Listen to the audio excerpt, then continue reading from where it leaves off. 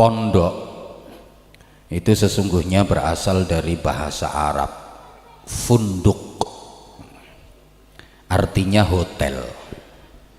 Jadi kalau panjenengan buka di kamus ada lafadz funduk fa nun dal qaf, itu artinya hotel. Jadi pondok pesantren itu artinya hotel pesantren. Kalau pondok pesantren Muhammadiyah simbolnya kan matahari, berarti hotel pesantren matahari. Kalau pondok pesantren Nahdlatul Ulama ya hotel pesantren bintang 9, itu di atas bintang 5. Di Arab istilah funduk itu memang dipakai untuk hotel. Jadi kalau ada bangunan kemudian dikasih tulisan funduk, itu artinya hotel. Ada tulisan bangunan Fundukul Hayya, berarti hotel Hayya. Fundukul Ajum, hotel Ajum. Fundukul Marwah, hotel Marwah. Tapi karena memang orang Indonesia khususnya orang Jawa itu suka ke Arab-Arapan. Di Arab lihat plakat ada tulisan pakai huruf Arab. Jadi ba, ya, fa, sin, ya. Iku keneng wong Kebumen diwaca Biafsi. Padahal bacaan yang bener Pepsi. Ada lagi tulisan di plakat alif, ya, sin, kaf, ro, ya, mim. Wong Kebumen lah maca ya alif yasin karim, padahal yang bener es krim gitu.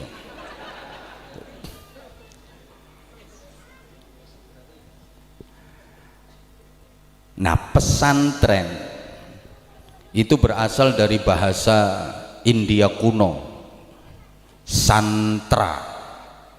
Dari kata dasar santra itu bahasa India kuno. Santra itu artinya manusia yang disucikan, yang dianggap bersih dari dosa, yang berhak menafsirkan kitab suci mereka yang namanya Red Veda, Atharva Veda, dan Samaveda. Jadi orang India kuno itu punya kitab suci namanya Red Veda, Atharva Veda, dan Samaveda. Itu yang boleh menafsirkan hanya kelompok santra. Selain kelompok santra dianggap tidak berhak menafsirkan kitab sucinya. Dibawa ke Indonesia, akhirnya nama santra ini dipakai untuk para pengikut dan murid dari resi. Lesannya orang Jawa tidak menyebut santra tapi menjadi cantrik, muridnya resi. Setelah Islam masuk, istilah ini tetap dipakai untuk muridnya kiai. Dari santra di Indonesia dirubah menjadi istilah santri. Setelah mayoritas penduduknya beragama Islam, punya kitab suci namanya Al-Quran, sehingga yang berhak menafsirkan kitab suci hanya kelompok santri. Maka tolong kalau ada yang bukan santri, bukan alumni pondok pesantren, tapi neko-neko menafsirkan Al-Quran, nggak usah didengarkan, karena menyalahi fitrah sejarah. Ratau mondok kok qala ta'ala qala nabi, ya wis jarke tapi ojo digujengi, ojo digondeli nemen-nemen. Biasanya kurang pas karena tidak memiliki piranti yang lengkap untuk menafsiri Al-Quran. Allahumma sholli ala Muhammad. Nah, pondok dari bahasa Arab, pesantren dari kata dasar santra itu bahasanya Tuan Takur, caya-caya. Kemudian dibahasa Arabkan lagi menjadi al-ma'had. Nah, ini enggak gampang mengistilahkan ma'had yang merupakan isim makan, artinya makanul ahdi, tempat perjanjian. Ini kalau bukan pakai isyhadun nafs, wa idh akhadha rabbuka min bani adama min dhuhurihim dzurriyyatahum wa asyhadahum ala anfusihim. Nah, sehingga pondok pesantren niki panggonane barokah. Santri dianggap sebagai makhluk suci. Ya, saya sendiri juga sempat heran kenapa santri itu dianggap sebagai makhluk suci, padahal namanya santri itu rata-rata pernah dihinggapi penyakit yang namanya al-gudigu. Makanya kalau lek ngegai motivasi semangat di nggone pondok-pondok pesantren, ndak usah takut sama covid sama corona, karena pesantren sudah kebal, sudah dikuasai oleh virus yang namanya gudik. Allahumma sholli ala Muhammad. Saya pernah mikir kenapa santri itu dianggap makhluk suci, padahal santri pondok itu punya tradisi, punya kebiasaan yang sulit dihilangkan. Nah, karena sulit dihilangkan, maka sekalian dirangkul jadi budaya, namanya nggasap. Ya, di pondok mana-mana yang namanya nggosop itu sudah jadi budaya. Wong diajar ngaji sama kiainya di masjid, pas nerangne bab tahrimul ghasab, kiai ini mbalah leh maca kitab al-ghasabu minal kabair. Al-ghasabu utawi gosop iku minal kabairi, tetep setengah saking jumlahe pira-pira dosa gede. Dadi gosop kuwi dosa gede ya le. Kiyaine rampung leh mulang ngaji, mandhap keng masjid madosi sandale mboten wonten. Digasap kalih santri, sing gasap ya santri sing lungguhe ngarep dhewe. Lha ngoten niku santri sing gasap sandale kiyaine bareng boyong mulih iso dadi juragan sandal. Makanya santri mriki yang pengen dadi bos sandal gasap sandale Yaidul Qadir Jailani. Santri putri yang ngono pengen dadi juragan jilbab, pengen dadi bos jilbab nggih gasap jilbabe bunyai. Dikatakan ma'had yang artinya makanul ahdi, tempat perjanjian. Para jamaah rahimakumullah, santri mondok ten gene pesantren niku mesti rak dipasrahke tiang sepuh utawa wali santri dateng kiyainipun. Nggih napa nggih? Nah, niki wonten kaitane di istilahne ma'had. Ana bocah nakal terus karo wong tuane dibudalke nyang pondok pesantren. Ini jahatnya tradisi masyarakat kita. Masyarakat kita itu punya tradisi yang menurut saya jahat. Jadi yang dua anak pinter, sekolahnya berprestasi, ngoten niku mboten dipondokke. Di sekolahke ten sekolah-sekolah bonafit, sekolah-sekolah favorit, sekolah-sekolah unggulan. Yen sedengan prestasine yo madrasah. Engko yen anak bodoh kayak nakal nembe dipondokke. Wong Kebumen rak ngono, duwe anak kok nakal. Teruske lehmu nakal. Ayo teruske lehmu nakal, tak pondokke kowe. Jadi akhirnya pondok iki isine bocah-bocah buaan. Mestinya kasih motivasi anak itu ya jangan begitu. Sing sregep leh sinau le, sing rajin leh ngaji le, engko yen seliramu kok pinter prestasimu apik engko tak pondokke. Mestine kudu ngono. Nah, masyarakat kita kan enggak. Kalau anaknya pinter, prestasinya bagus, disekolahkan di sekolah favorit, sekolah yang katanya bonafit, sekolah unggulan. Kok yen anake bodoh kayak nakal nembe diuncalke nyang pondok. Dadi pondok imeng dianggap bengkel. Lane isine ya bocah jemburis-jemburis ngono. Tapi ora apa-apa, sak nakal-nakale bocah yen manggon pondok mesti untuk barokah. Lah niki wonten bocah nakal.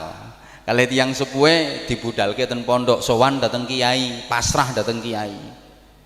Tiyang sepuhe matur, "Yai, kula masrahke lare kula masrahke anak kula. Tolong panjenengan didik, panjenengan bimbing, panjenengan kula wentah ngantos dados anak ingkang pinter, ingkang solih, ingkang sae. Anak kula menika nakal, Yai. Pokoke nakalipun 17 derajat. Kula pesen dateng panjenengan, Yai, kula nyuwun dateng panjenengan. Yen anak kula niki dereng dados anak ingkang sae, ampun ngantos diijini wangsul, ampun ngantos diijini boyong. Anak kula kedah dados anak ingkang sae." Nah kiyaine nyanggupi, "Nggih, insyaallah panjenengan bantu riyadhah, panjenengan bantu donga nggih." Terjadi perjanjian antara orang tua atau wali santri dengan kiai. Tempat perjanjiannya ten kene pondok. Makanya pondok diwastani ma'had yang artinya tempat perjanjian. Allahumma sholli ala Muhammad. Kayak ternyata anak iki nakale tenanan. Nakale ora umume santri. Nek nakale santri gasap niku prasa wis umum. Wong sandal kula nggih sering digasap kalih santri. Wis umum. Nek nakale santri lirik-lirikan wis umum. Santri wadon weruh ana kang santri lanang gek bagus terus ngelirik umum. Kula mbiyen nggih sering dilirik. Kan yo gak elek-elek banget. Sering kula niku biyen ten pondok dadi idola. Makanya nyantol kuwi.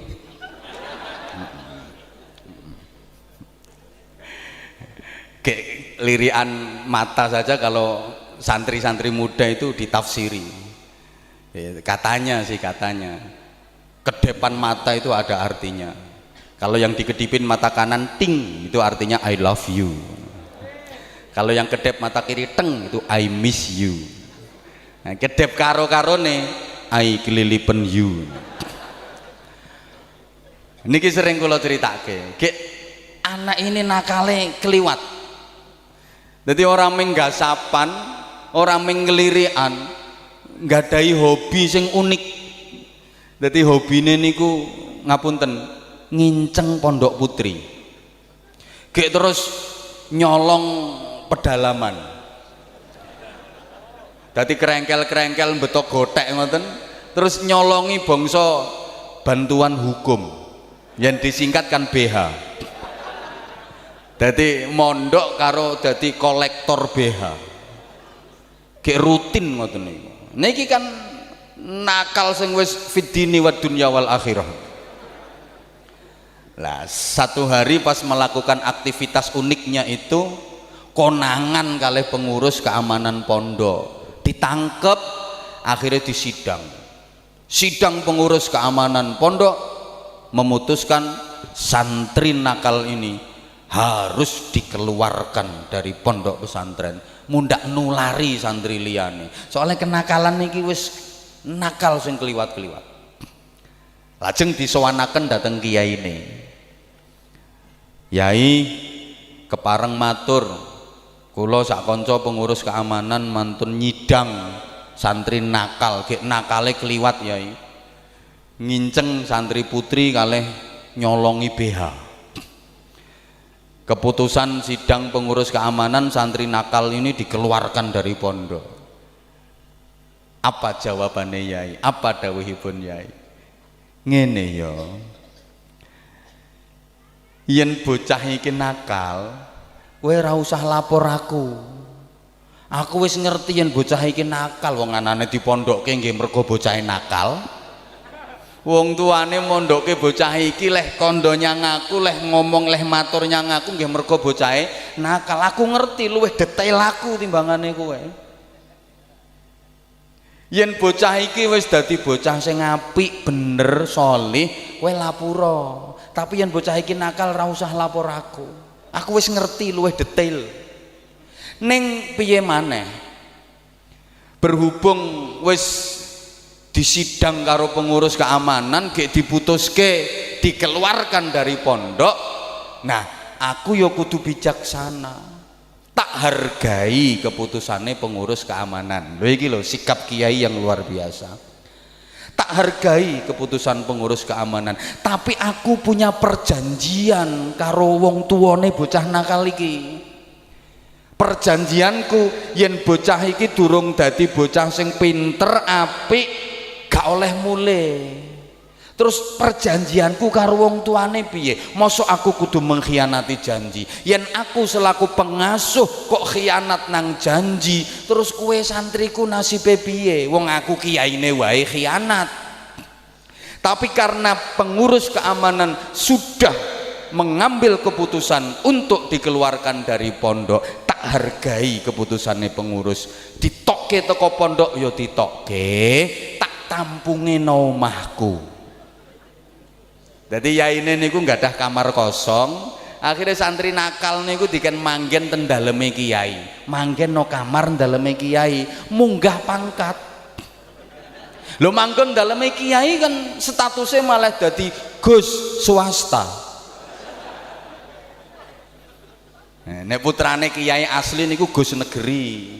Lah niki rak mboten putrane kiai tapi manggon nang daleme kiai, berarti rak gus swasta. Pendidikan dan tarbiyah dari kiai kepada santri nakal ini luar biasa. Pripun leh didik leh gula wentah. Kiai nakal niki diparingi tugas, santri nakal niki diparingi tugas kalih kiai ini. Le dalem yai, iki takziran kanggo awakmu, iki hukumanmu ya le. Awakmu tak hukum. Kapan wayahe sholat jamaah, kue bagian gelar sajadahku nang mihrab nyang paimaman. Kapan wayahe ngaji, kue bagian gawake kitabku.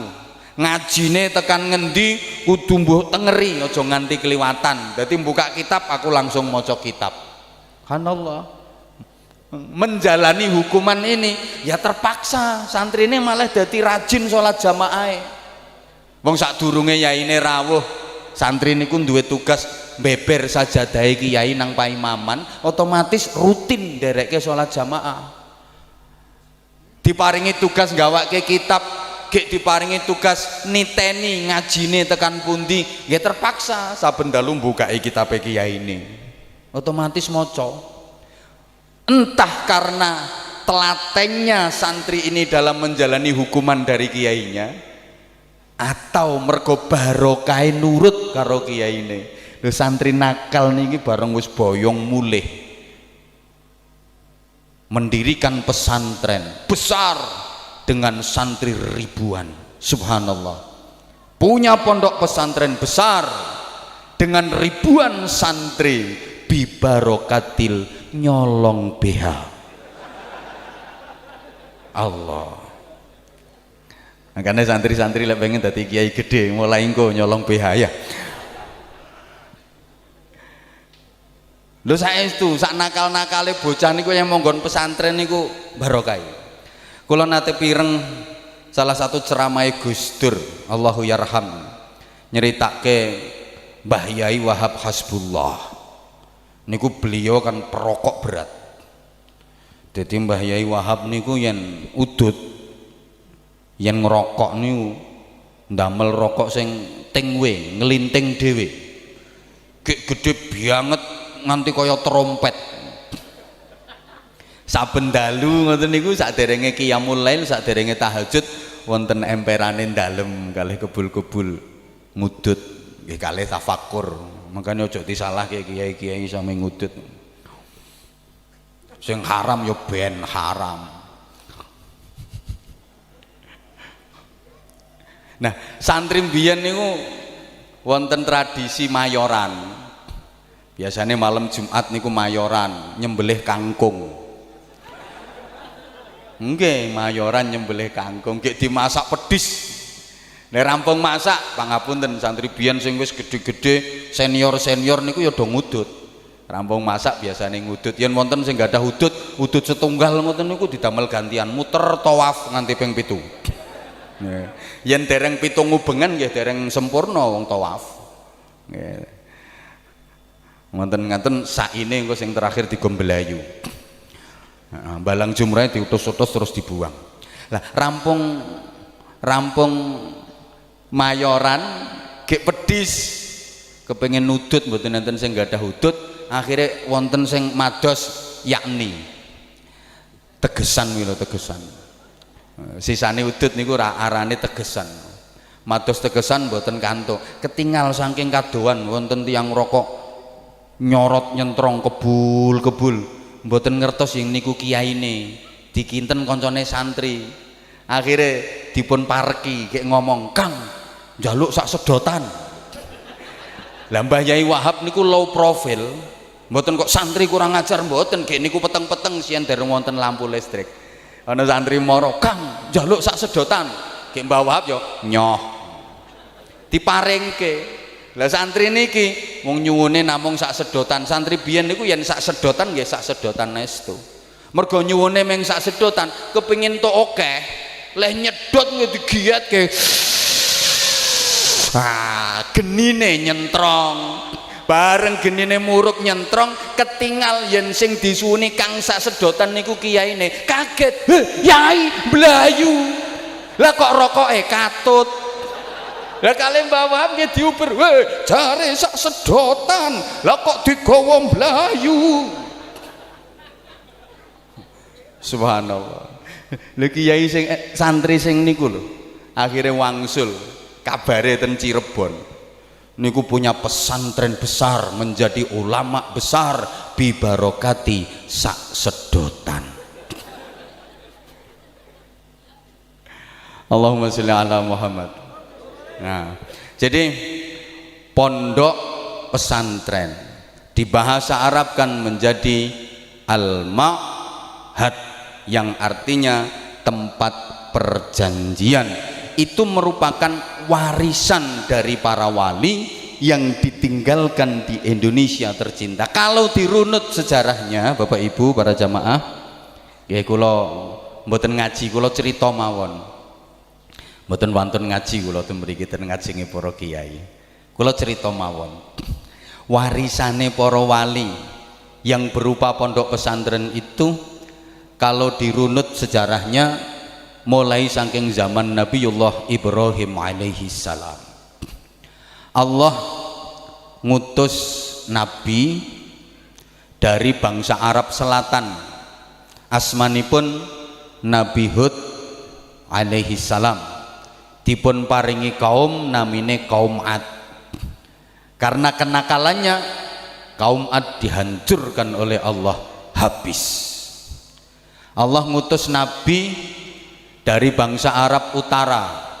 Asmanipun Nabi Shalih alaihi salam. Dipun paringi kaum pun wastani kaum Samud. Karena kenakalannya kaum Samud juga dihancurkan oleh Allah habis, entek ceritane. Lajeng Allah ngutus nabi la minal lor wala minal kidul, dari bangsa Arab Tengah, bangsa Arya. Nabi yang diutus adalah Nabiullah Ibrahim alaihi salam. Mila pun dawuhaken Ibrahim Rasulullah wa Abul Ariyah. Ibrahim adalah Rasul Allah, utusan Allah, dan bapaknya bangsa Arya. Bangsa Arya itu bangsa kulit bersih, bangsa ganteng. Seluruh nabi rasul sesudah Ibrahim alaihi salam adalah dzurriyyah, keturunan dari Nabi Ibrahim. Halo. Sedaya nabi rasul sak badanipun Nabi Ibrahim niku keturunanipun Nabi Ibrahim. Lah Nabi Ibrahim diutus di bangsa Arya, bangsa ganteng. Makanya ma arsalallahu rasulan illa wa hasanal wajhi. Allah tidak mengutus rasul, tidak mengutus nabi kecuali ganteng.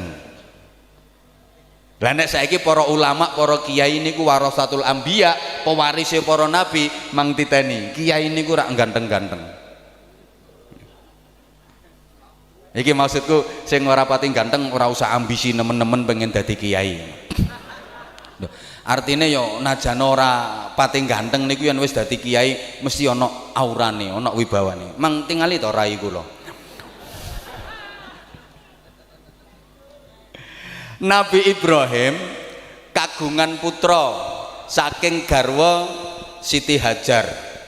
Naminipun putrane Ismail alaihi salam. Dipun paringi Masjidil Haram di Makkatul Mukarramah. Nah, dari Nabi Ismail ini melahirkan keturunan bangsa Timur Tengah. Niku yang diurut nasabipun saking keturunannya Nabiullah Ismail alaihi salam, termasuk Rasulullah Muhammad sallallahu alaihi wasallam. Lajeng Nabi Ibrahim nggadahi putra melih saking garwa Siti Sarah, naminipun Ishak alaihi salam. Dipun paringi Masjidil Aqsa di Baitul Maqdis di Palestina. Nabi Ishak nggadahi putra Nabi Yakub yang melahirkan bangsa Bani Israel. Nabi Yakub nggadahi putra naminipun Is ini yang melahirkan bangsa Eropa dan Amerika. Jadi wong Amerika, wong Eropa, Inggris, Prancis, Spanyol, Irlandia, Kanada niku yang den urut menduwur nasabe jelas nganti tekan Nabi Ibrahim dari Is bin Yakub bin Ishak bin Ibrahim. Amerika, Eropa nasabe jelas. Nah sing nasabe ora pati jelas iki wong Kebumen. Niki yang den urut munggah mboten ngerti ndugi pundi. Sapa ngerti nasabe wong kene iki diurut tekan Raja Firaun. Jadi bangsa Indonesia ini nasabe menduwur kan ora jelas. Mayoritas penduduknya beragama Islam, tapi mohon maaf prakteknya illegal logging nomor siji, pencurian kredit card nomor siji. Mayoritas penduduknya beragama Islam, tapi objek turismenya candi-candi. Sing terkenal rak niku. Kula nate ten luar negeri ditakoni kali tiyang, "Where are you from, Mister?" Dan Singapura. "Bapak dari mana?" Saya jawab, "I am from Indonesia." Saya dari Indonesia. Yuk mereka mendengar Indonesia itu langsung Indonesia, Borobudur is good. Lo ternyata wong Singapura itu ngerti Borobudur itu sing bangun sapa, semen entek piro, borongane piro. Manakipe Candi Borobudur itu paham. Nah saya sebagai orang Islam gengsi. Ora mung Borobudur sing apik, tak aturke. But Al-Akbar Moskow is very good. Oh yang bagus bukan Borobudur, ada Masjid Al-Akbar sangat bagus. Kaget dia, ya karena nggak tahu, penasaran. Where Al-Akbar Moskow? Dia tanya, di mana Masjid Al-Akbar yang bagus itu? Tak jawab, in Surabaya. Begitu dia ngerti dengar Surabaya, langsung nyeletuk, Surabaya, Ndoli is good. Ternyata Ndoli itu lebih populer daripada Masjid Al-Akbar, walaupun sudah ditutup masih sangat terkenal sampai sekarang. Ya, aku sering sobokono ngaji. Allah ya Karim. Nah pun dari nggih kan kula pun ngomong mboten wonten ngaji suwe-suwe. Sampun. Oke. Dari runutan masjid-masjid, Rasulullah hijrah masuk Madinah. Pertama yang dibangun adalah Masjid Quba. Dan itu masjid yang pertama kali dibangun dalam Islam. Masjid Quba. Masjid yang pertama kali dibangun dalam Islam. Dan Masjid Quba itu menjadi masjid yang dirawuhi Kanjeng Nabi seminggu sekali. Tiap Sabtu malam Ahad Rasulullah itu selalu ke Masjid Quba. Jadi Rasulullah itu punya tradisi malam mingguan. Ternyata malam mingguan itu tradisi bagus. Rasulullah setiap malam minggu itu dari Madinah ke Masjid Quba. Imma masyian wa imma rokiban, kadang-kadang jalan kaki, kadang-kadang naik kendaraan. Sampai beliau menyabdakan, sholat 2 rakaat di Masjid Quba ini pahalanya sama dengan umroh gitu. Mudah-mudahan semuanya diizinkan Allah bisa ziarah ke sana. Nah, masuk ke Madinah, membangun masjid yang sekarang kita kenal dengan Masjid Nabawi. Selesai membangun masjid, kemudian Rasulullah bersabda, ma baina baiti wa mimbari raudhatun min riyadil jannah. Tempat antara rumahku sampai dengan mimbarku adalah taman di antara taman-taman surga. Kenapa Rasulullah bersabda seperti itu? Kenapa tempat itu disebut sebagai taman surga? Sebab di tempat itu Rasulullah mendirikan pondok pesantren. Rasulullah mengajar dan mendidik para santri di tempat itu. Dan santrinya Rasulullah itu dari macam-macam etnis, dari banyak daerah, saking tebe-tebe sing mondok ten gene Kanjeng Nabi. Wonten santri saking Prancis, wonten santri saking Jerman, ya namanya Salman Al Farisi, wonten sing saking Iran, Persia, wonten saking Rum, Suhaib Ar-Rumi, bahkan wonten saking Afrika, Bilal bin Robah, semuanya mondok di pesantrennya Rasulullah. Mila ngapunten ya, kiai disebut kiai serius niku yang santrine saking tebeh-tebeh. Mang Persani pondok-pondok sepuh niku santrine rak saking tebeh-tebeh, saking luar pulau, bahkan saking luar negeri. Kan lek ana kiai santrine kok nembe kalih RT niku kiai sing durung patek serius. Nggih nembe rondok kiai ngono wae. Nggih wong wadon yen dirabi kiai kok santrine nembe telung RT aja endel-endel. Nembe dadi bojone kiai sing santrine rong RT wae mlakune jentit-jentit, aku kan bunyai. Allah karim. Nyun pangapunten, nyun pangapunten.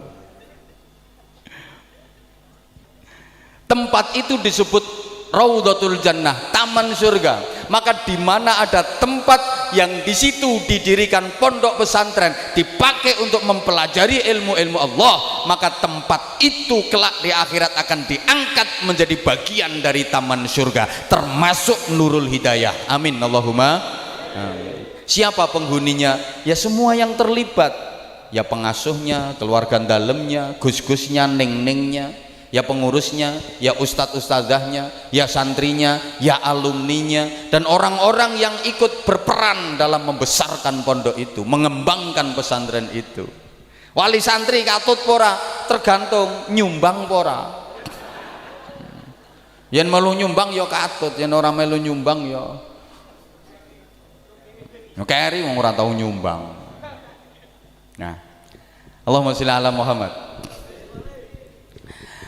Garwane Kanjeng Nabi yang diajak ngasuh pesantren itu adalah Sayyidah Aisyah radhiyallahu taala anha. Mula Kanjeng Nabi dawuhaken, inna ahabban nisa ilayya Aisyah wa in ahabbar rijal ilayya abuha. Wong wadon sing paling tak tresnani iku ya Aisyah. Wong lanang sing paling tak tresnani bapake Aisyah, Abu Bakar Siddiq. Kenapa Sayyidah Aisyah paling dicintai oleh Rasulullah? Apa karena kecantikannya? Bukan. Cantik iya, Sayyidah Aisyah itu cantik banget. Pemacara kene ngono ndi ya? Ora ketok maskeran kabeh. Ki ya ora bakal level, gak mungkin ono. Bukan karena kecantikannya, walaupun Sayyidah Aisyah cantik luar biasa, paling dicintai Rasulullah karena Sayyidah Aisyah itu statusnya di samping sebagai istri adalah sebagai bunyai yang diajak ngasuh pesantren. Nah, garwane Nabi yang paling judes niku ya Sayyidah Aisyah, tapi paling dicintai oleh Rasulullah. Jadi bapak-bapak ojo kaget, nanti bojo ayu judes ojo kaget. Niku wis gandengane, wong wadon ayu judes niku gandengane. Rupane elek judes niku taqabbalallahu minna wa minkum taqabbal ya Karim wis elek judes kentirke kali wae lek suwen. Lah Kanjeng Nabi niku dalam sejarah ya nate habis mimpin rapat persiapan perang Tabuk, pulang ke dalamnya Sayyidah Aisyah agak kemalaman. Begitu ketuk pintu, assalamualaikum ya Humairah, buka pintu nggak jawab salam, malah Kanjeng Nabi disuding, anta idda'ita annaka Rasulullah. Ya. Sampean inikah yang katanya Rasul kok telat. Ya. Jadi Nabi niku lho diomeli sama istrinya, marahkah? Enggak. Fa'adhara bibtisamatin latifah, Rasulullah malah menampakkan senyum yang sangat lembut. Ya, Kanjeng Nabi diomeli garwane mesem, apa maneh terima Kanjeng Anwar Zahid. Ya. Lho dikira nek kiai terus gak tau dicelatu karo bojone. Sering kok. Kuwi wonge yang melu teko. Makanya kula ceramah gak karu-karuan soalnya dirungokke. Kula mun sering ngomong ya, bisa jebret ngetokke dalil yen ning jaba. Ketok alim, ketok pinter ning jaba. Ning omah digetak bojone ilang kiyaine karo gobloke. Makanya aku ket mau rawani ngingeti mrono.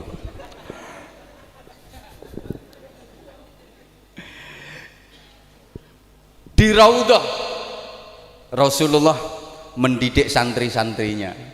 Niku pesantrennya Kanjeng Nabi. Makanya jenengan titeni hadis-hadis yang keluar di Raudhah iku mesti hadis yang kualitas, hadis yang bermutu tentang Islam, iman, ihsan ten Raudhah, tentang wudu, tentang carane sholat ten Raudhah.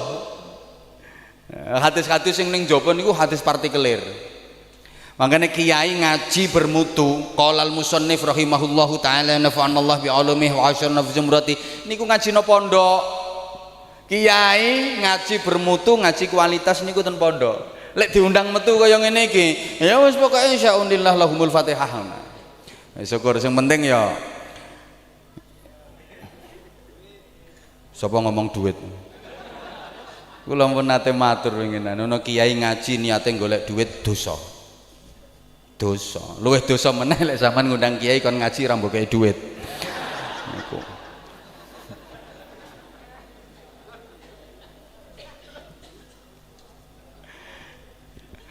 Setelah membangun pesantren, Rasulullah bersabda dalam sebuah doa yang dipanjatkan kepada Allah Subhanahu wa taala, Allahumma ja'al bil Madinah di'fai ma ja'alta bi Makkah minal barakah. Ya Allah, jadikanlah Madinah ini barokahnya 2 kali lipat melebihi Makkah. Makanya walaupun Makkah itu ada Ka'bahnya, tapi nilai barokahnya kalah sama Madinah. Kenapa? Sebab Makkah niku simbol ibadah, sedang Madinah simbol ilmu pengetahuan. Ilmu sama ibadah utama mana? Sama-sama utama, tapi lebih utama ilmu. Al-ilmu bila amalin yakun, wal amalu bidunil ilmi la yakun. Ilmu tanpa amal tetap ada, tapi amal tanpa ilmu tidak diterima. Allahumma sholli ala Muhammad. Allahumma sholli ala Muhammad. Nah, jamaah rahimakumullah, Kanjeng Nabi mulang para sahabat. Sahabat mengajar para tabi'in. Sehingga Rasulullah menyabdakan, farubba muballaghin aw aminas sami'. Banyak orang yang disampaikan itu lebih bisa madai daripada orang yang mendengar langsung dari Rasulullah. Akeh wong sing dikandani iku luwih iso madai tinimbang saking wong sing krungu langsung. Sehingga disiplin ilmu pengetahuan itu lahirnya pada zaman tabi'in. Sahabat mosok kenal tamyiz, sahabat ora kenal isim ma'rifat isim nakirah. Lek zaman selidiki zaman teliti, semua disiplin ilmu agama itu lahirnya pada zaman tabi'in, bukan zaman sami' tapi zaman mubalagh. Di zaman sahabat belum ada ilmu nahwu, belum ada ilmu sorof, belum ada ilmu balaghah, usul fikih, mustalah hadis, itu semua lahirnya pada zaman tabi'in. Terus sampai ke Indonesia, dibawa oleh para wali yang kita kenal dengan istilah wali songo. Pun ringkese ngoten mawon, mendirikan pondok pesantren Kanjeng Sunan Ampel Maulana Sayyid Rahmatullah, ndamel pondok pesantren ten kene Ampel Denta. Santrine nggih macam-macam etnis, santrine nggih dari macam-macam lapisan. Wonten putranipun piyambak Maulana Makhdum Ibrahim yang di kemudian hari dikenal dengan nama Sunan Bonang. Wonten santri putra kerajaan Majapahit Raden Fatah. Wonten santri putra kerajaan Sriwijaya Raden Husain. Wonten putra ulama besar Maulana Ishaq namanya Raden Paku yang di kemudian hari dikenal dengan nama Sunan Giri. Bahkan wonten santri yang mantan rampok, mantan begal, mantan maling, Raden Syahid Berandal Lokojoyo, yang di kemudian hari dikenal dengan nama Sunan Kalijogo. Ini bukti wong nakal niku nek kecekel kiai iso dadi wali, julukane Sunan Kalijogo. Tapi nek kecekel wong ora bener ya iso dadi Sunan Jogo Kali. Ya, tukang mancing apa tukang ngising.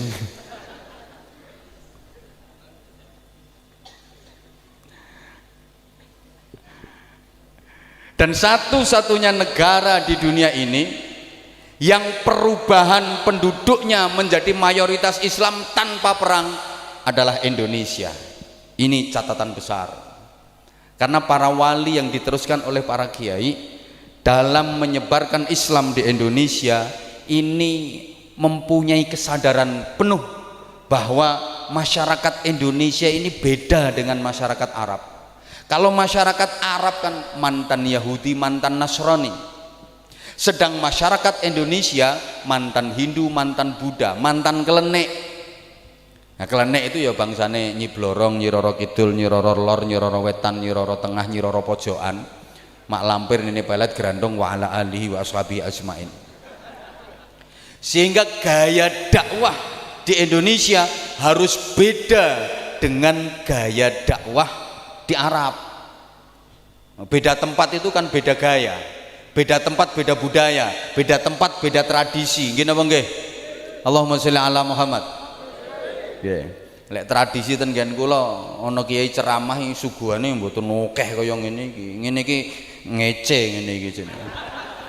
Yen gak ngono ya niate nyiksa kiyaine yen dinuwe kabeh ben kiyaine anyang-anyangen nganti mencret. Wis cukup loro ngono wae. Iki ngece.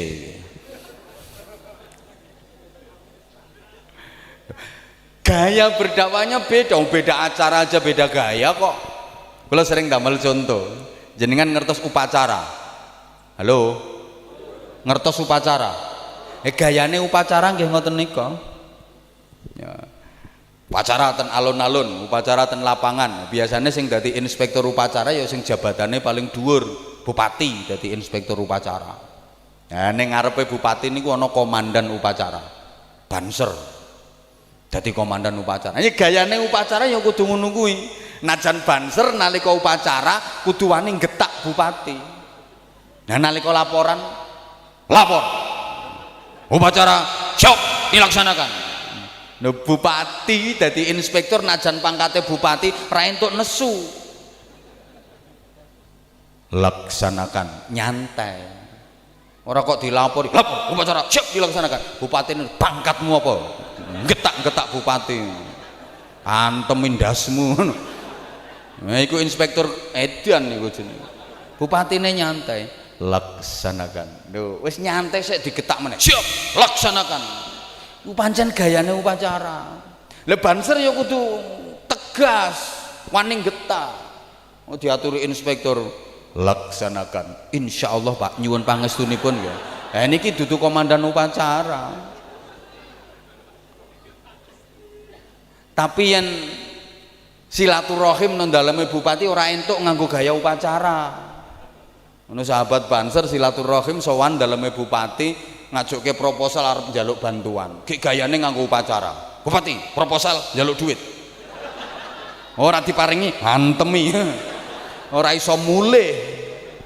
Yo gayane kudu yen pangapunten Pak Bupati niki kanca-kanca sahabat-sahabat Banser Ansor badhe ngawontenaken acara ngene ngono.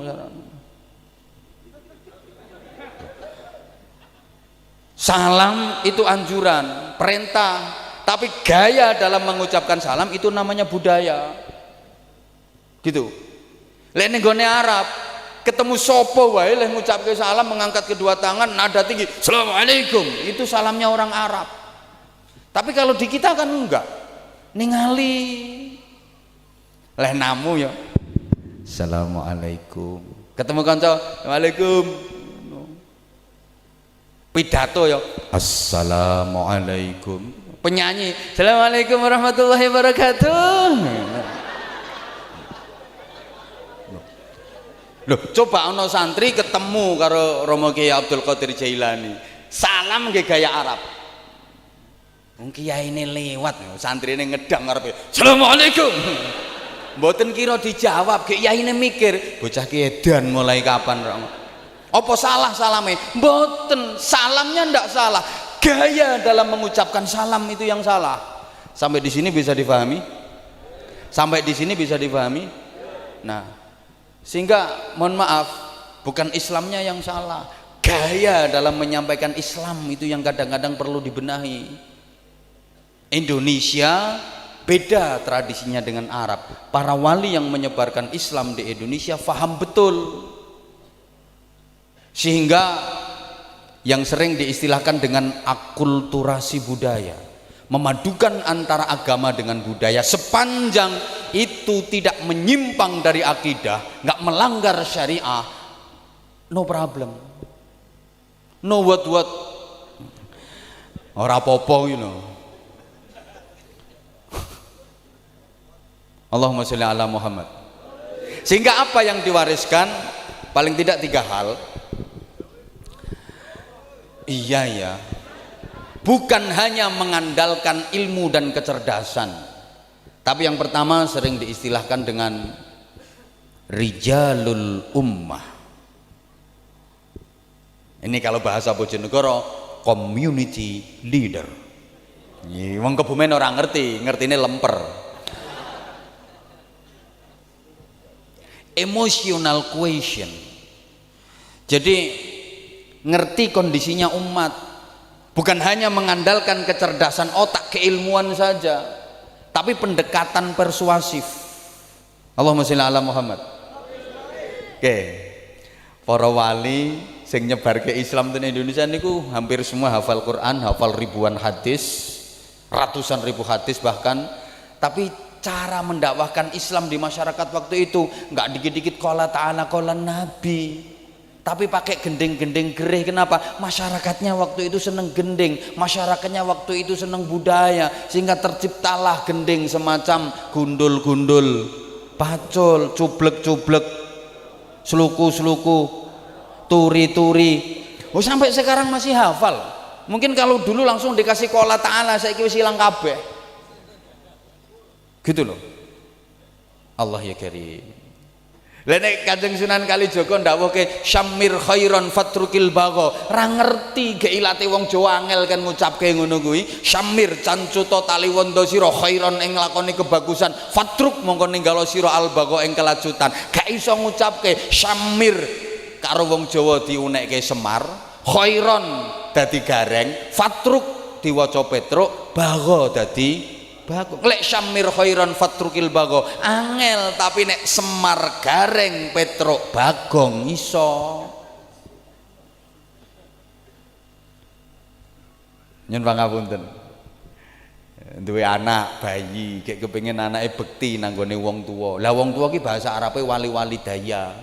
Wong Jawa kan angel ngucapke wali-wali daya, wali-wali daya, wali-wali. Akhirnya gaweke jajan niwel-niwel. Wali-wali daya, wali-wal. Ngapunten, coba Gek Sunan Derajat ndawuhi santrine, kowe aja nganti kalah karo kodhok. No, wong kok ora entuk kalah karo kodhok. Lho kodhok kuwi yen diparingi nikmat do zikir. Wong kodhok kok zikir to? Lho iya. Akhire bareng rampung udan no kali-kali. Lho kodhok iso disulap maca Quran. Gitu. La in syakartum la azidannakum wa la in kafartum.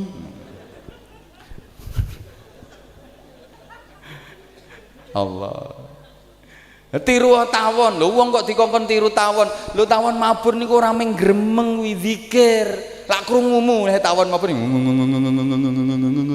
Ya asline zikir. Allah. Yen ora percaya nyekel siji tempelne kupingmu. Rungokke ngono kok. Lho aja nganti kalah karo bebek. Gek bebek iki krungumu. Lho iku implementasi dari yusabbihu lillahi ma fis samawati wal ard. Iku maca tasbih iku bebeke. Rungokke wala. Subhanallah, subhanallah, subhanallah, subhanallah. Nek krungumu iku sing bobrok kupingmu. Gitu. Sapi wae rampung diparingi mangan, diparingi ngombe lah syukur. Alhamdulillah. Sapa ngomong persis? Matur suwun. Dianggep aku iki ponakane pedet ngono wae. Ya Allah. Makanya karena mengetahui kondisi masyarakat, kiai dan kiai itu kadang gayanya berbeda. Jo kaget ono kiai kereng, ono kiai lunak. Karena masyarakat yang dihadapi berbeda. Wong kiai niku warasatul anbiya, pewarisnya para nabi, bukan pewarisnya nabi satu. Nabi kan macam-macam karakter ya. Makanya kiai niku nggih macam-macam. Ono sing marisi karakternya Nabi Musa, keras, gagah, sakti. Gus Maksum Lirboyo, marisi Nabi Musa. Ono marisi Nabi Dawud, suarane top. Habib Syekh, top suarane. Ngono lho. Ono sing marisi Nabi Sulaiman, kiai ini sogeh, akeh. Ono sing marisi Nabi Yusuf, Anwar Zahid.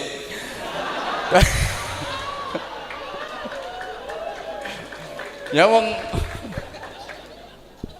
Ono sing marisi Nabi Ayub, kayak gering-geringen. Ya aja mbok loke kiai kok gering. Ora trimo kiai wong nabi wae gering kok. Dadi kiai nang desa karo dadi kiai nang kota itu gayanya beda karena masyarakat yang dihadapi berbeda. Kiai nang desa paling ngadepi masyarakat pitakone yai zakate gabah pripun? Iwak niku dizakati napa mboten yai? Nek meng ngono to pertanyaane. Tapi nek masyarakat kota lebih modern pikirannya, ngadepi pertanyaan sing aneh-aneh. Bagaimana hukumnya melihat celana dalam wanita? Nah, kiai ini jawab, ora apa-apa ya nunggune pemean, tapi lek tinggo bibikmu ya ora entuk. Kiai niku nek ditakoni genah jawabane genah, tapi nek pertanyaane nganyelke kiai luwih nganyelke meneh.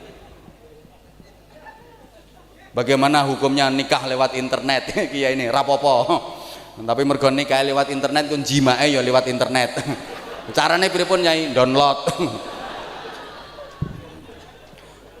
Nyai pripun? Kenapa wong mati niku kok diperingati 40 dina? Kiai ini jawab, peringatan 40 hari niku peringatan mati serius. Saurunge 40 dina niku mati ora pati serius.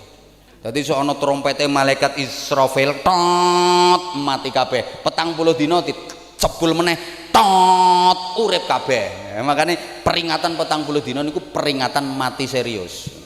Ya ngono ku ana sing teko sik neruske. Lah saniki trompete pun disebul napa dereng? Durung. Takon meneh. Nah terus nek durung terus malaikat Israfil niku saniki kerjane apa? Ya mulai nganyelke to. Nah kiai ini ora kewan len jawab ya ora kangelan. Saiki penggaweane Israfil niku ngresiki trompete. Nah soalnya yang ora diresi ora dibersi kok teyengen waya disebul muni seprapat berarti kiamate lameng seprapat. Kebumen kiamat dhisik Bojonegoro aman ngono.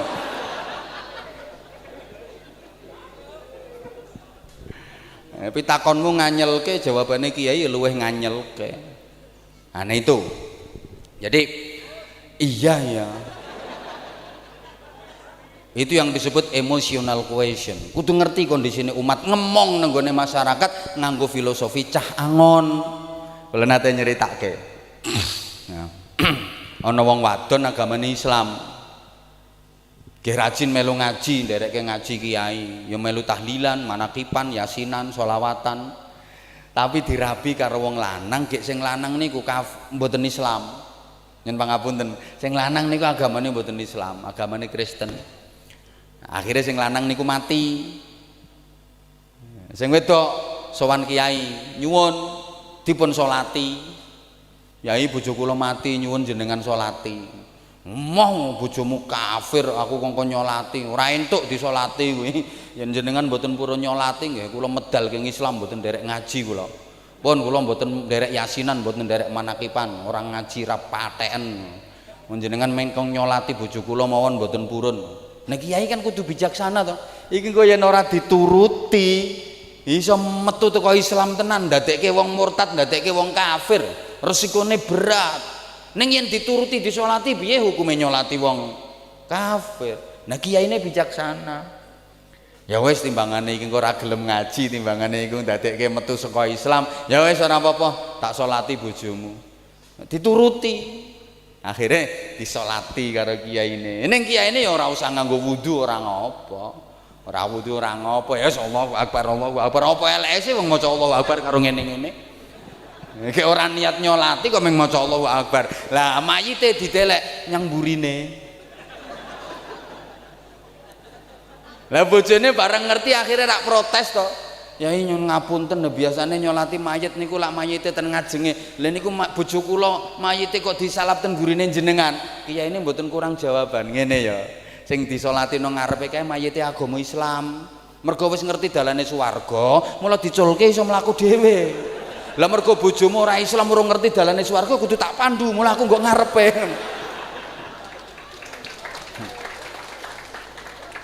Kiai niku kudu bijaksana. Walau kunta faddan ghalidul qalbi lam faddu min haulik. Ana sak keluarga suami istri plus anak 6 jumlahe 8. Idul Adha kepengin korban. Matur nang gone kiai, lah nek kiai ini kereng, yai kula sak keluarga pengen korban. Sapi setunggal saged mboten damel tiyang 8. Nek kiai ini kereng, ora iso. Sapi yo mung kanggo wong 7. Ora entuk wong 8. Pure akhirnya malah ora sida korban to. Ya rugi to kiai ini apa entuk sapi ora sida. Nek kiai kudu bijaksana.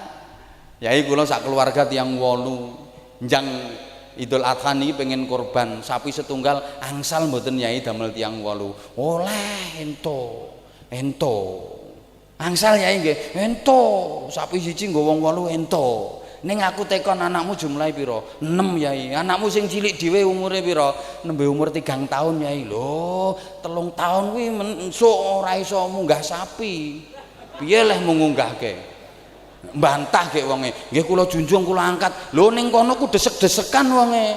Mbok junjung mencelat engko anakmu. Lah terus pripun yai? Lah supaya anakmu iso numpak sapi nguwat ku ya kudu dikei bancik. Ceh cilik, bancike apa? Wedhus. Ngoten yai nggih. Nggih, ngono. Lho akhire mulih kandha bojone, entuk Bu, tapi kudu dikei bancik nambah wedhus. Ngoten niku akhire ora ming beleh sapi karo wedhus siji, sapi karo wedhus 4. Wedhuse gedhe rondok cilik karepe anak ben clingkrik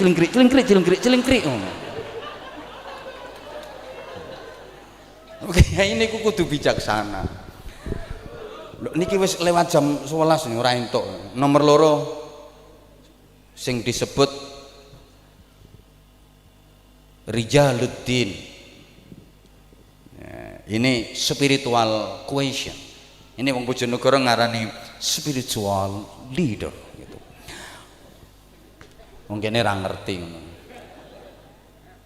Nah, mulane aja kaget wong niku dongane padha ning mandine ora padha. Nah, spiritual leader niki nyambunge ten ngene Gusti Allah, nilai kebeningan hati. Ini kudu dimiliki oleh santri warisane para kiai. Niki makanya kula ngaji ten desa-desa niku lenten kiai ndonga najan mboten fasih kula amin soalnya ketok ikhlas nyambung nang Allah. Najan ora pati fasih. Allahumma inna nasaluka salamatan piddin wa ngafiatan fil jasad, jiadah tampil ngilmi, barokah tampil rezeki, tobatan qoblal maut, rokematan ngindal maut. Wis to, aku amin, tak amini tenan, tak amini tenan. Niku saya ikhlas, kiai model ngoten niku kan ora kenal proposal. Jelas ora nate ngrubah kwitansi. Tapi sing Allahumma inna nas'aluka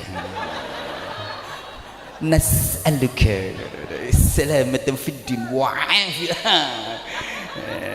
Niku biasanya po winter gawe proposal. Suwane ngrubah kwitansi. Ya Allah ya Karim. Duh.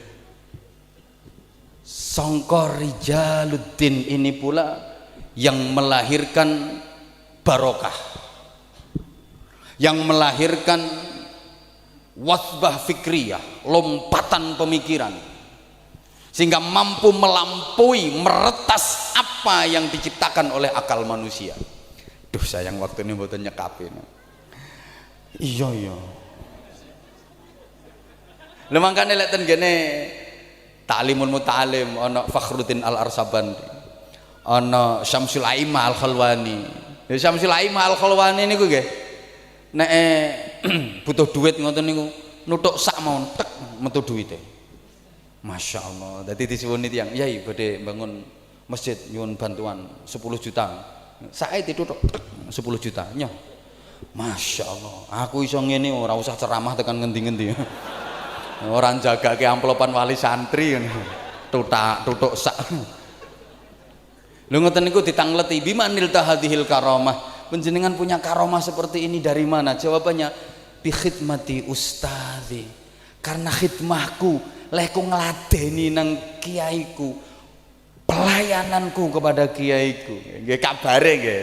Kabare niki kula maca manaqib nggih, tapi cara hadis ana mung kotek. Tapi mboten napa-napa hikmah. Mbah Hasyim Asy'ari niku nalika mondok teng kene Mbah Yai Khalil Bangkalan. Niku meh gak tau melu ngaji. Mbah Hasyim Asy'ari niku sregep. Wae ngaji badhe zuhur budal ndisiki, manggone ngarep dhewe buka kitab. Santri-santri teko ngumpul, Mbah Yai Khalil rawuh. Badhe mulang ngaji niku. Hasyim, dalem Yai. Ibu nyaimu arep masak, arep padang gek ora ana kayune. Awakmu ora usah melu ngaji kono golek kayu nyang alas. Engko nek rampung melu ngaji ora apa-apa. Nggih Yai, kitab tutup budal nyang alas mados kayu. Nggih cepet-cepetan. Kepingin nututi melu ngaji.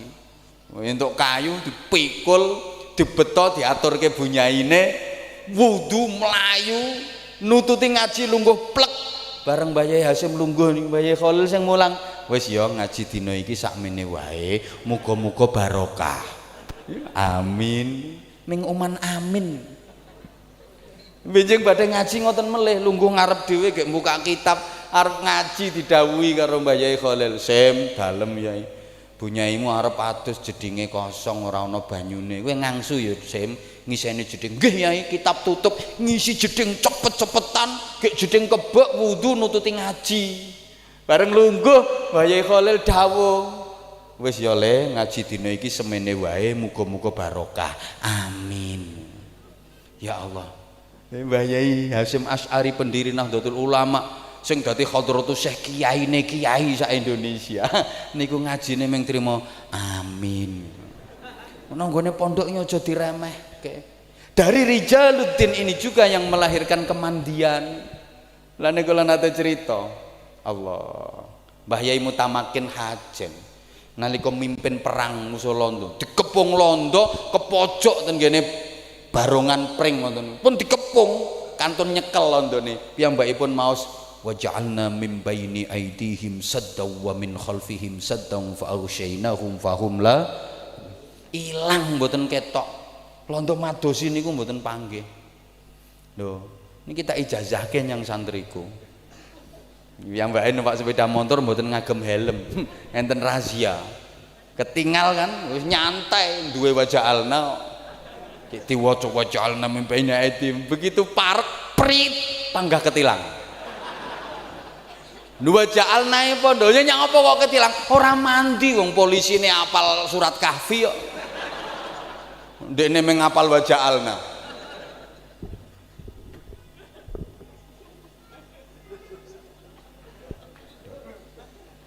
Rijalul din ini juga melahirkan lompatan pemikiran apa yang belum terjadi bisa dinalar makanya muridnya Imam Hambali sing namine Imam Abu Bakar Ahmad bin Muhammad Al-Haniyah Al-Ma'ruf bil Asram lek zaman maca kitab ono Al-Asram itu santrine Imam Hambali namanya Imam Abu Bakar Ahmad bin Muhammad Al-Haniyah niku ngarang kitab Kaifiyatus Shalah fil Jawi cara sholat di udara. Zaman semono wong Eropa komentar is stupid man, iki wong gila, iki wong edan, ono sholat kok di udara. Allah ya Karim, 700 tahun kemudian baru ditemukan yang namanya pesawat. Setelah ada pesawat canggih seperti ini, oh kiai-kiai lagi do geger, piye carane sholat no pesawat?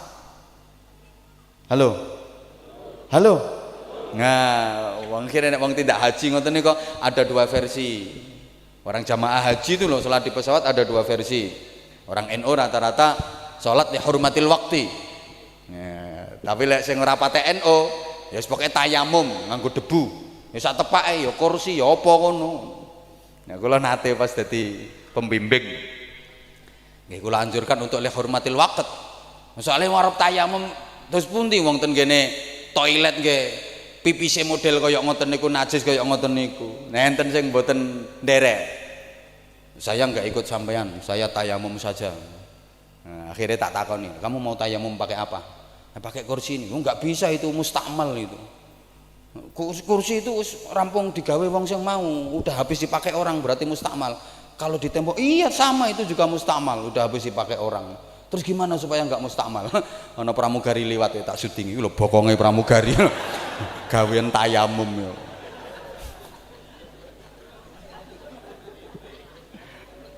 Allah ya Karim.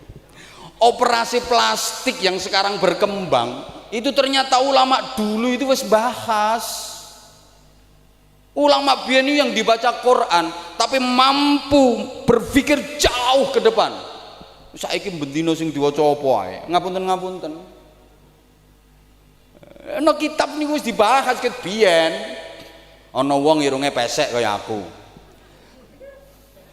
Tapi kan manis wek. Kepingin mancung. Akhirnya operasi plastik ditempel. Lah dipundhutke teko daging ya sing paling akeh dagingnya rak bokong. Akhirnya dipundhutke daging bokong ditempelke irung nggo nambal kersane mancung. Nah, begitu sudah mancung pertanyaannya, iki statusnya daging irung apa daging bokong? Lah kalau daging bokong berarti kemana-mana harus ditutup soalnya auratnya bokong munggah nyang irung. Lu ngono kuwi wis dibahas. Allahumma sholli ala Muhammad. Sehingga pondok pesantren itu dididik untuk berpikir jauh ke depan. Aja dikira mengutak-utak maca kitab kuning terus wawasannya pendek. Nurul Hidayah dilawan. Urung ngerti kok. Yang iya ya sayangnya waktu yang tidak mengizinkan. Kula niku khawatir disemprit mawon. Kayak niki perjanjiannya ya aman. Perjanjiannya niku sangat terbatas. Kula namung badhe gugurne nadare almarhum ngoten mawon. Dadi rampung ki ya langsung mulai. Warisan yang ketiga namanya Rijalul Fikr.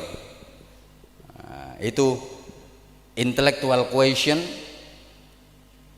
Jadi di samping mempunyai Rijalul Ummah, Rijaluddin, Rijalul Fikr. Nah, itu sumbernya dari mana? Dari Al-Qur'an. Al-Qur'an itu sumber segala ilmu pengetahuan. Allahumma sholli ala Muhammad. Cuman kadang-kadang kita yang tidak bisa menguraikan dan menjabarkannya. Dari ayat ini saja, afala yanzuruna ilal ibni kaifa khuliqat. Itu ilmu biologi. Wa ilas samai kaifa rufi'at, ilmu antropologi. Wa ilal jibali kaifa nusibat, ilmu vulkanologi. Wa ilal ardi kaifa sutihat, ilmu geologi. Nah iki ana ilmu nyar sing mencakup semuanya, namanya Googleologi. Wis ta ilmu apa ae kecakup nang ngono. Nah, Al-Qur'an yang mempunyai konsep sebuah pertanyaan yang enggak butuh jawaban. Kalau dalam ilmu balaghah disebut istifham tangkir. Qul hal yastawil ladzina ya'lamuna wal ladzina la ya'lamun. Katakan Muhammad, samakah orang berilmu dengan orang yang tidak berilmu? Padha apa ora wong pinter karo wong bodoh? Ini kan pertanyaan yang enggak butuh jawaban. Kenapa enggak butuh jawaban? Ya karena jawabannya wis jelas. Wong pinter karo wong bodoh sembarang kalire ora padha, nggih napa nggih? Ngomonge ora padha, gayane ora padha, ambune wae lho ora padha. Wong bodoh karo wong pinter turune ora padha. Naumul alim khairun min ibadatil jahil. Sarene wong alim kuwi luwih bagus tinimbang ibadahe wong bodoh. Ini saya tanamkan betul ke anak-anak saya. Santri-santri tak tanamkan iki. Dadi turune kiai kuwi luwih apik tinimbang ngajine santri. Makane santriku ra ono wani nggugah aku nek karipan.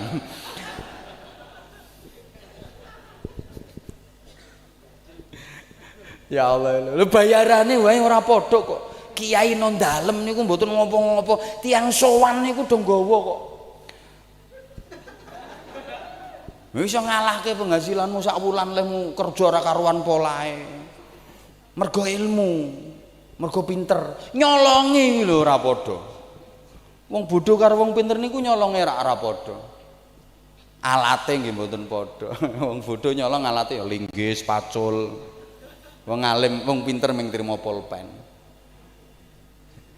Ya wong bodho niku nyolong sing dicolong ya pitik, bebek. Ngene pitike urung kecekel wonge kecekel dhisik. Nek wong pinter ndasmu iso dicolong. Allah ya karim. Mulane sampeyan ape dadi maling kudu pinter dhisik nggih. Quran pula yang mengajarkan satu konsep luar biasa, wa 'allama adamal asma'a kullaha. Dan Allah yang mengajarkan kepada Nabi Adam tentang nama-nama. Ini tengene kitab At-Tarbiyah Ta'limut Ta'allum niku dijelasaken muallimukum haqqa man 'allamakum alif ba ta. Gurumu yang sesungguhnya, gurumu yang hakiki itu adalah orang yang mengajari kamu tentang alif ba ta, A B C. Soalnya Gusti Allah mulangi Nabi Adam itu tentang nama-nama. Lah ning gone negara kita itu yang mengajari nama-nama itu sapa? Guru TK. Loh iya toh? Jadi Gusti Allah nalika mulangi Nabi Adam itu posisinya Gusti Allah guru TK. Tapi di kita guru TK, guru TPQ itu dianggap paling rendah. Sampeyan kerja ning ndi? Kula namung guru TK. Lho guru TK kok namung?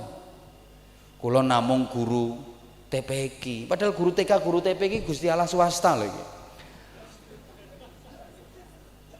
Karena Allah ketika mengajarkan Nabi Adam mengajarkan tentang nama-nama, wa 'allama Adamal asma'a. Makanya muallimukum haqqan man 'allamakum alif ba ta. Gurumu yang hakiki, gurumu yang sejati itu justru gurumu yang mengajarkan alif ba ta, gurumu yang mengajarkan A B C D E. Tapi kita sering kali melupakan jasa-jasa mereka, apalagi rumangsa wis ngalim, lali sing mulangi alif ba ta. Pun ngantos supe kalih gurune, nggih. Makaten ingkang kula aturaken nyuwun pangapunten pun jam 12:30. Insyaallah nanti kalau kondisinya sudah normal, niki mboten janji, tapi ada semacam ikatan. Mudah-mudahan di tahun-tahun berikutnya kula saged sowan mriki melih. Saestu nyuwun pangapunten ingkang agung. Sowan kula dalu menika namung ngluwari nazaripun almarhum. Keranten niki wasiat yen mboten dilaksanane kula nggih nderek kedosan. Cuma sok yen ngaturi aja wasiat meneh. Ge alasane wasiat terus. Nyun pangapunten Bu Nyai, estu nyun pangapunten. Mugi-mugi keluarga sedaya dzurriyyah. Halo. Saged nerusaken perjuanganipun almarhum. Kula suwun sing rukun. Soale rukun niku gak kaya rukune keluarga pondok, tapi lek kadung benturan niku ya gak kaya benturane keluarga pondok. Nyun pangapunten. Kula kelingan cerita garwa kinasihe Kanjeng Nabi Sayyidah Aisyah kalih putri kinasihe Kanjeng Nabi Sayyidah Fatimah niku mboten nate rukun. Nggih, mboten cocok. Ngoten niku yen tukaran kalih Kanjeng Nabi mboten dipisah, dijarke. Ya Sayyidah Aisyah niku kan sering cemburu kalih Sayyidah Fatimah. Karena melihat Fatimah ingat ibunya Sayyidah Khadijah. Sayyidah Khadijah niku sampun sedo, Sayyidah Aisyah niku sik panggah cemburu mawon, padahal pun sedo. Dadi yen mirsani Sayyidah Fatimah niku eling ibune. Mula kadang cemburunya keluar, ketemu Sayyidah Fatimah leh manggil niku, ya benatas Sayyib, anake rondo. Ya Sayyidah Fatimah ditimbali ngoten niku nggih tek atine. Iya pancen ibuku dirapi Kanjeng Nabi wis rondo, tapi mbok jangan segitu-gitunya kali.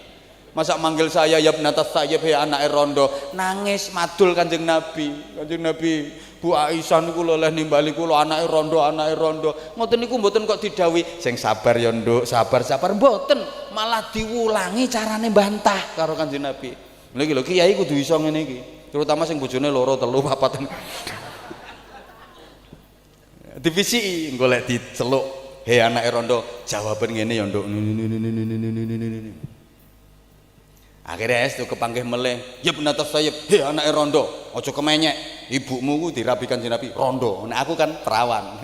Akhirnya bantah, ngapunten nggih leres, ibu kula dinikah kalih bapak kalih Kanjeng Nabi, ibu kula pun rondo. Tapi Kanjeng Nabi nalika nikah ibu kula kan tasik Joko. Nyono rondo kok dirabi Joko nek rondo kempling ya ora ngira.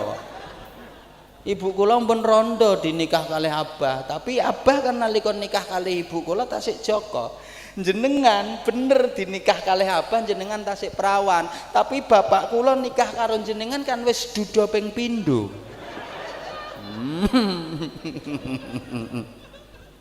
Lho nggih to, Sayyidah Aisyah itu dinikah Rasulullah kan setelah Sayyidah Khadijah dan Sayyidah Saudah.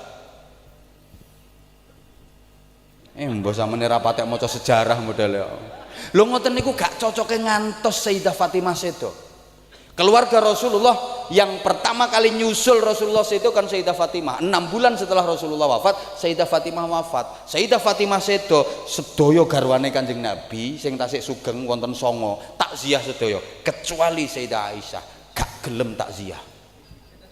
Mergo gak cocok. Di demo karo sahabat Bilal. Ya Ummul Mukminin, wahai Sayyidah Aisyah, semua istri Rasulullah takziah, Fatimah wafat. Kenapa panjenengan enggak takziah? Senyum. Ngene ya Bilal. Tresnane Kanjeng Nabi nyang Fatimah padha karo tresnane Kanjeng Nabi nyang aku. Sayange Kanjeng Nabi nyang Fatimah padha karo sayange Kanjeng Nabi nyang aku. Padha abote. Lau kuntu badron fasyamsuha Fatimah. Walau kutu samsan fabadruha Fatimah. Kalau aku rembulan, Fatimah adalah matahari. Kalau aku matahari, Fatimah adalah rembulan. Lah matahari karo rembulan, srengenge karo rembulan, ora oleh petuk. Lho waca surat Yasin, lasyamsu yambaghilaha an tudrikal qamar. Mulai srengenge karo rembulan petuk, kiamat donyane rusak. Nah mulane kiai iki ana kiai srengenge, ana kiai rembulan, terutama nek meh pilkada. Mulane kula sampean ya kudu nyikapi sing nyantai wae. Wae iki ana kiai kok kampanyene awan-awan dadi tim sukses kiai srengenge. Kampanyene bengi ya kiai rembulan. Nek srengenge karo rembulan ra entuk petuk, ora iso kon bersatu. Bulan ki isone bersatu karo lentang. Dadi bulane sing benter, lentange sing ketip. Satu yang mendominir, pengasuh satu saja, yang lain pendukung. Nah, kabeh-kabeh pengen gawe pondok dhewe-dhewe ya bubar Nurul Hidayah. Gue santrine rak bingung aku melu kiai sing ngendi rak ngono. Lho nggih mulane kula matur rukun niku ora kaya rukune keluarga pondok. Kadung benturan ora kaya benturane keluarga pondok. Kadang prihatin ya Allah. Gara-gara pondok rebutan nganti tekan pengadilan. Kan lucu lho. Allah ya Karim. Pun ngantos rebutan santri, neruske perjuangan agama. Nggih? nggih pengen rebutan yo nyalek mawon. Nyalek mawon. Kula setuju nek pilek niku aja 5 tahun sekali. Tiap minggu pilek kula setuju. Untuk mengangkat perekonomian masyarakat. Setuju. Nek pilihan bupati 5 tahun sekali nggak apa-apa, tapi nek pilihan DPR kula setuju seminggu sekali. Ya mengentas kemiskinan. Demokrasi di kita itu masih lucu sampai sekarang ya, nyun pangapunten. Nyun pangapunten. Katanya suara rakyat itu suara Tuhan. Suara rakyat suara Tuhan. Tapi rakyat mau membelikan suara kalau diberi duit. Rakyat mau memberikan suara dengan cara yang tidak diridhoi oleh Tuhan. Masihkah suara rakyat suara Tuhan? Itu pertanyaan yang saya sendiri nggak bisa menjawab. Tinggal jawab, tantangan bagi pesantren dengan pendidikan modern itu kan memadukan antara Iqra dengan Bismi Rabbik.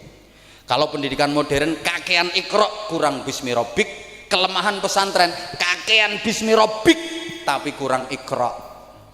Nah, ini memadukannya gimana? Insya Allah nanti saya sampaikan pada serial berikutnya. Nyun pangapunten sangat. Ya wes gak sida rampung iki engko. Nyun pangapunten nggih, estu nyun pangapunten. Pun kula nderek ndedonga. Nderek ndedonga mugi-mugi nurul hidayah.